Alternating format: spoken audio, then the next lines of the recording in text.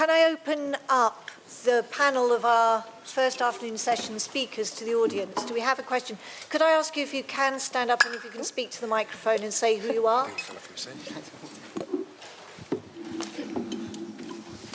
Good afternoon, I'm Penny Baker, Field Officer for World Horse Welfare. My question is for Zach. Hello Zach. The field officers at World Horse Welfare have quite recently undergone some intensive training using motivational interviewing techniques, and we've been having some amazing successes in changing behaviour of horse owners when we respond to calls from the members of public. One of the things that we have found though is that when we are dealing with groups of people where their ancestry has dictated how they look after their horses, it becomes increasingly difficult to encourage that behavioural change, because it's not just the behavioural change of them that you are asking for, it's related to their ancestry, which is and should rightly be respected.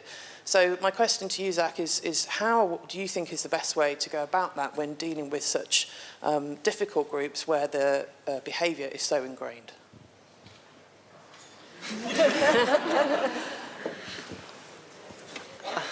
I think you might have a better answer than me. If motivational questioning is, or reasoning, did you say motivational reasoning? Interviewing, sorry. If that's effective, that seems to be a good way to go. I think that's maybe highlighting an important aspect of behaviour generally, which is often our social identity dictates what we do. And so if you can kind of harness that same social identity but in a slightly different regard. So I can't speak from experience with horses, but for instance, I know from my previous background in research in wildlife conservation, in Tanzania, for instance, there's a problem which, to become basically to become a man, young boys would have to go out and hunt a lion in the past, in the Maasai tribe. And so what some conservation organisations tried to do was to turn warriors into guardians. So as a test of sort of like strength or something, you go and, rather than hunt a lion, you actually go and protect lions or something like that. So that's a completely different scenario, but again, focusing on identity. Likewise, if you think about climate change stuff, we do quite a lot of work on sustainability.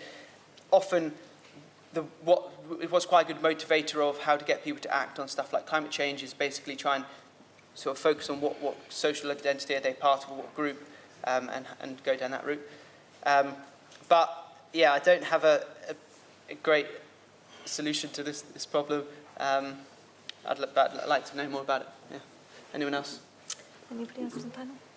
Right, so I'm going to choose one from Slido, and I'm actually going to choose one, Dave, for you. And it's from a Kate Hoare. I saw that and I knew that was coming my way. Know me too well. But do you find an issue, and I think this point is that when you've got a yard saying you must do something and yet an owner wants to do it, not whether you find it, but I think also the question is how could you deal with that? Yeah, it's a huge problem. Mixed owner yards are obviously a challenge, but they're also an opportunity if you can get the person that's managing that yard to buy in. So it's all about changing the behaviour of the yard owner, and I'll defer you back to Zach for that. Our efforts are severely compromised if everyone on the property is not singing from the same hymn sheet. To implement real change and to get the best reductions in anthelmintics, everyone needs to be doing the same thing, and that benefits everybody. Unfortunately, the few can ruin it for the many. So within our practice, we had meetings for yard owners. We took them out. We tried to engage with them, and it wasn't always successful. But I think the professionals have to engage directly with those people and get their buy-in. Sarah, do you have anything to add on that about getting buy-in when you've got those mixed? It probably very much like Zach said, and it's also relevant to your question, it's who are those people who are going to influence change. So identifying the people that people will listen to, and it's not telling them, getting them to come up with the solutions. And I do find it frustrating. Sometimes you've got to give people the information and then come back and wait for them to absorb it, and then go back, and when it finally becomes their idea and they came up with it, then that will change. But you mentioned it as well, but it's finding who those key influencers are. So we found some of the messages we were trying to do, vets their own vet was saying something different. And we thought, okay, well, there's no point carrying on talking to the owners. We need to go and talk to the vets, because if you don't have a concerted message from everybody, and once you get that message and everybody else is doing it, it's like your yard owners, well, once you start it becoming the social norm, once they become the odd one out, then hopefully those people will start to change. So it's patience, again, which I'm definitely not good at. As a profession, we're not good Do at we it. have a question from Tim? Tim Morris on the organising committee. I'd like to ask probably Abigail, do you ask the people who pay you to do livery for horses in various different guises to sign a contract? Yes. And does that include things like wormers and biosecurity and other things like that? It does, yeah. And so, as it is all yes, to make it a real question, why do you think other owners don't do that? I don't know. I really don't know. It's so easy. It just needs to be done, and we're just trying to help promote that and educate people. Biosecurity is just so important. I think because are you talking about livery yards? Not the centre itself, but the livery yards. So the livery yards, we do have a big turnover of livery people. It could be from anything from, like we had a lot leave in October because we wouldn't let the horses turn out to the fields because they were making a mess, so they leave. And they go somewhere else where they can go and make a mess. But what we find that when we ask them, new people, when they come back and say do a blood test, they say why.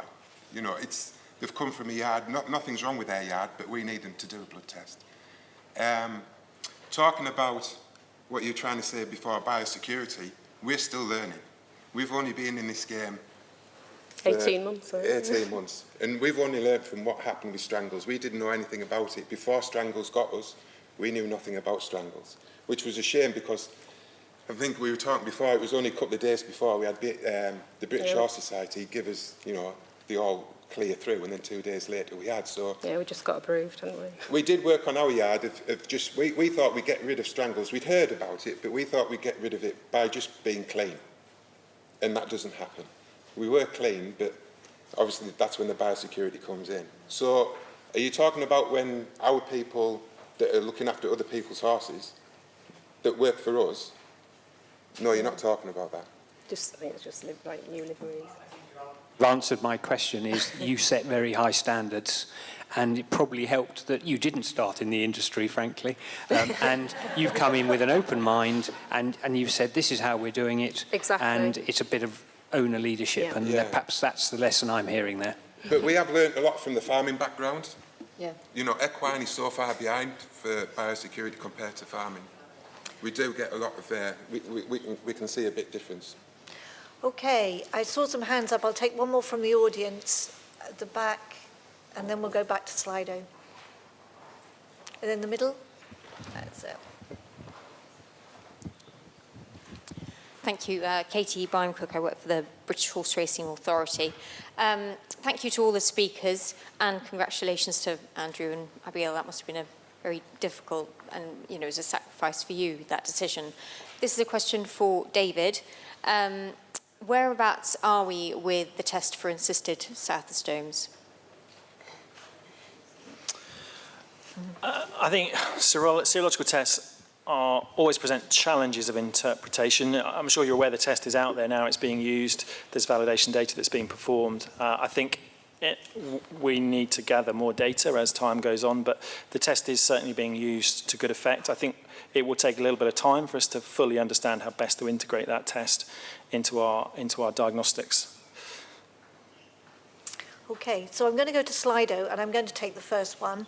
Really ask each of you is, what's the biggest barrier to changing behaviours? So start with you, Sarah, because you've done the React campaign. If you had to choose one, which goes with the second question, really, you know, if we had to put all our, you know, try to get our best for our resources, what would you do?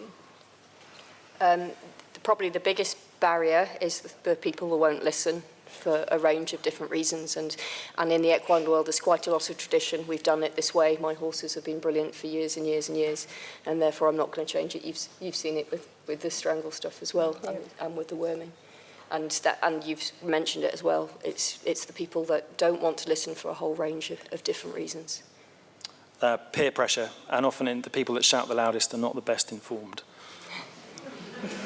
And Zach, from you, from the sort of more the research side, what is the biggest barrier?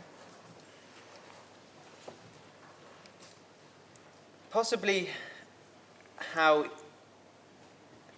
I would say, so a fundamental barrier, how easy it is to do stuff. So can we make things more easier, just generally? But I'd probably put sort of social norms and social pressure, again, a bit like David, being really important. We tend to do the things that we think other people expect us to do.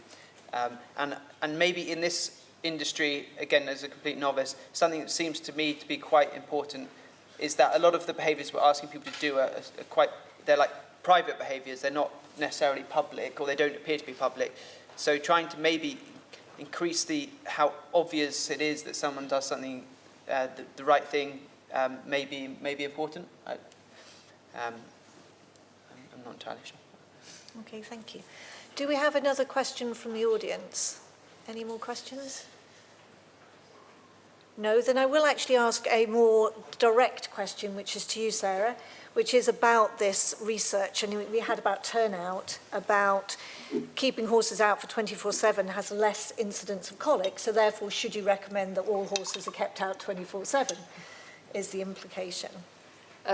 Yeah, we've done some work on turnout versus stabling, and I'm a big advocate of turnout, but I'm also very aware that that's not ideal for every single person.